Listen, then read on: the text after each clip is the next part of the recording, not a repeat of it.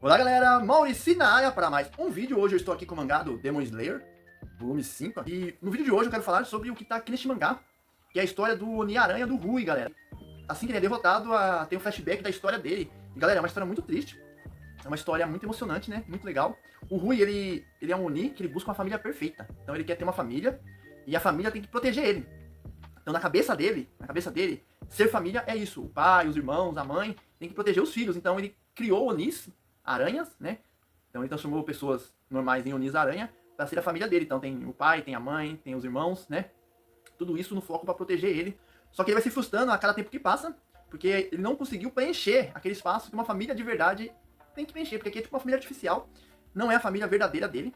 Então a luta se intensifica, a luta vai lutar bem e ele é derrotado, ele tem a sua cabeça decapitada, né? E assim que ele está morrendo, ele tem um flashback da vida passada dele.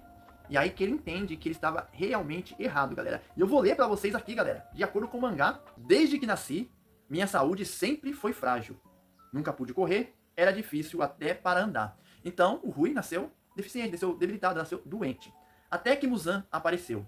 Então, Muzan apareceu e transformou o Rui no Oni, né? Só que meus pais não ficaram felizes, pois obtive um corpo forte em troca de não poder sair ao sol e ser obrigado a me alimentar de pessoas.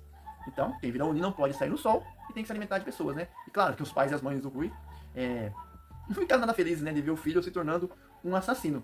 E o Rui tinha uma história na mente. Olha essa história aqui, ó. No passado, ouvi uma história maravilhosa. A história de um pai que morreu ao salvar seu filho de se afogar no rio.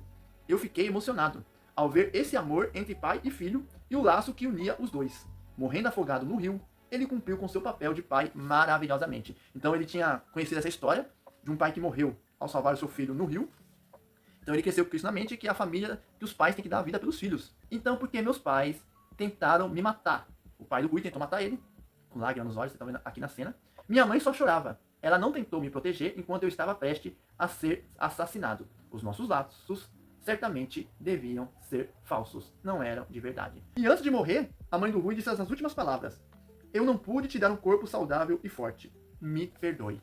Então a mãe dele, na hora que estava morrendo, pediu perdão por não ter dado um corpo forte pro filho, então ela se sentia culpada. Só que aí caiu a ficha do Rui, Depois de proferir essas últimas palavras, minha mãe expirou e faleceu. Aí ele se lembra do pai falando assim com a faca na mão quando ia matar o Rui. Tudo bem, Rui, eu vou morrer com você.